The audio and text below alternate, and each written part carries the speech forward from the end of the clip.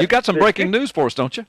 Yeah, the dictator Obama, he's issued another dictate, folks. I'm surprised this hasn't hit the news, but I guess we'll just go ahead and break it here, right? Yeah, let's do. Now, many of the listeners will know that I infiltrated the Obama campaign a few years ago by joining up with the email list that the email blast that they send out there. As though you were a huge supporter. They sent one out yesterday, in fact. Yeah.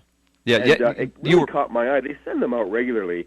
And usually I just trash them because it's a money-raising scheme or something to that effect. But the important stuff we will always break here on Freedom Friday. And one came out yesterday, and it really is the next trick up the sleeve of the magician Obama there, the dictator. This is his latest dictate, and we've seen this before, but this one is important because this is communism. And this is as plain as it gets. This is textbook communism. In today's latest email, and now this is I wrote this as an article on the blog yesterday. That the email blast out of the Obama campaign HQ, which is now Obama for America. That is, but if you go to BarackObama.com, it's the Obama for America website, which was the official campaign website. It was revealed that President Barack Hussein Obama will push to increase the nation's minimum wage. Mm-hmm. Here's the email. It says, this is from John Carson, Executive Director for Obama, for Organizing for Action, which is Obama.com. Hey, as you get going, just to let you know how breaking this is, as you're talking, I'm Googling everything you're saying with all the keywords, and there's nothing on Google yet. So nobody's talking about it. I thought for sure Rush would talk about it today because when George Bush was seeking to raise the minimum wage, Obama was all over it condemning it. Yeah, but nobody's talking about this today. Yeah, I mean, it's not anywhere on Google yet. But anyway, so you go ahead and break it. Tell us what. Tell us what you found. This is the official email that went to the Friends of Obama list here, right, which I infiltrated because I am no friend of Barack Obama. It says here, friend. Right. This is just awful. It says the current minimum wage is $7.25 an hour.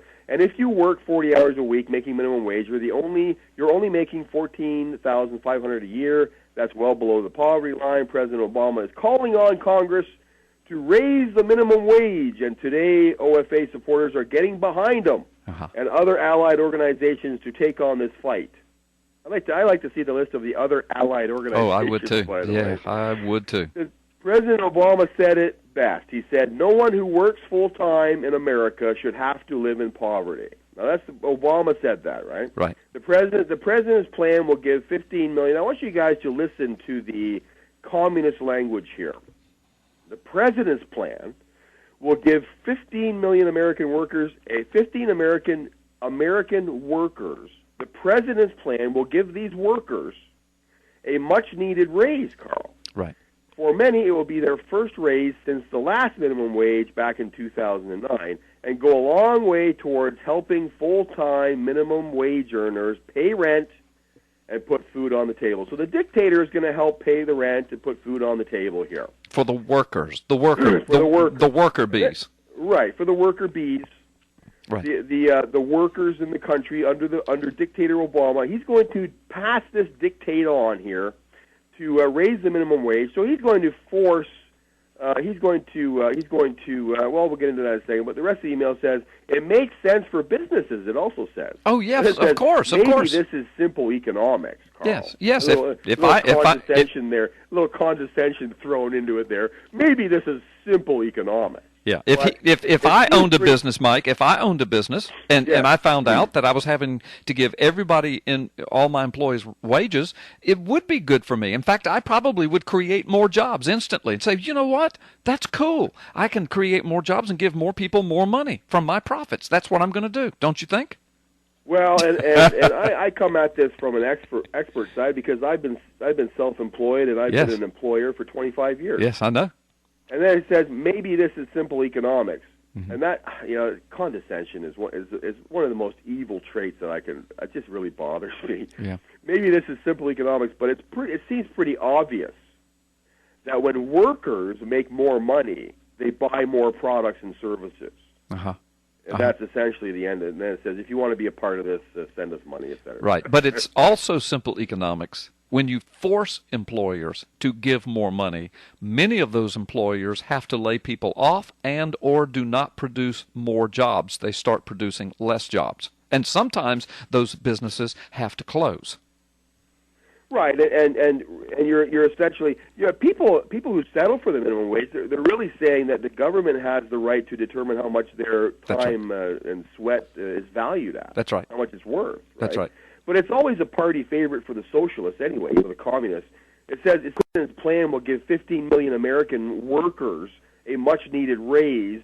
Okay, first of all, we can't ignore the obvious communist language here. Right. I mean, the very word itself, workers, right, has a communist undertone when spoken of by governments, right? Right, right. And how is it the responsibility of the President of the United States to give people a raise in the private sector matters? Right.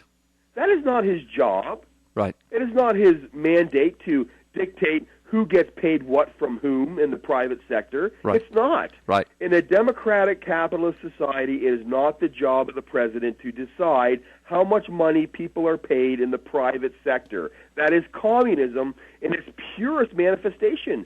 And it's by very definition, when governments start dictating how much money people make, that is communism. Right. And once again, also, go ahead. No, I was just going to say, once again, you've nailed it. We got to take a break in a moment. But let me ask you, the email blast that you got, did it give, this was his plan, did it give any hints as to how this was going to be pulled off or when it was going to be pulled off? Well, it says that Obama is calling on Congress to raise the minimum wage. So, whatever that looks like. But before we take the break, I want to touch on the business side of things. It says the president's plan. It says it makes sense for business too. Maybe it's too simple. Yada yada yada. But no, this is not simple economics. This is simple-mindedness. The government will be redistributing wealth. That is communism. Right. It is a clear violation of simple economics. Right. This is communism. Right. This is not people. Now, I always want to come out and say that you and I, Carl, are in favor of a minimum wage. I personally have a minimum wage. Mm-hmm. There is a wage at which I will work and will not work. That's right. If you go below that wage, I won't even get out of bed for a certain amount. That's right. And there are wages that business owners are willing to pay and not pay. And so the math here, the simple economics is some small businesses have budgeted for, let's say they budgeted for 10 employees. Right. If they are forced by the dictator in the White House to up the amount they have to pay those 10 employees, well, guess what? In simple economics, folks, and the government needs to learn this more than anybody, there is such a thing called a budget.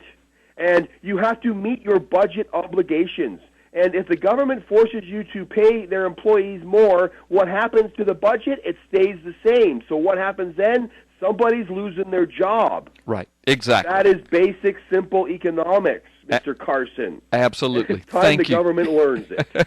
Well, you've nailed it again, Mike. We've got to take a quick time out, and when we come back, folks, we'll have more from Mike Shoesmith, our Toronto, Canada correspondent to Freedom Friday. And when we get back, I'm going to ask Mike to comment and opine upon the relationship between Obama and Putin, United States and Russia, particularly over this issue of, guess what, homosexuality. We'll be right back after this brief timeout. You don't want to miss what's coming next.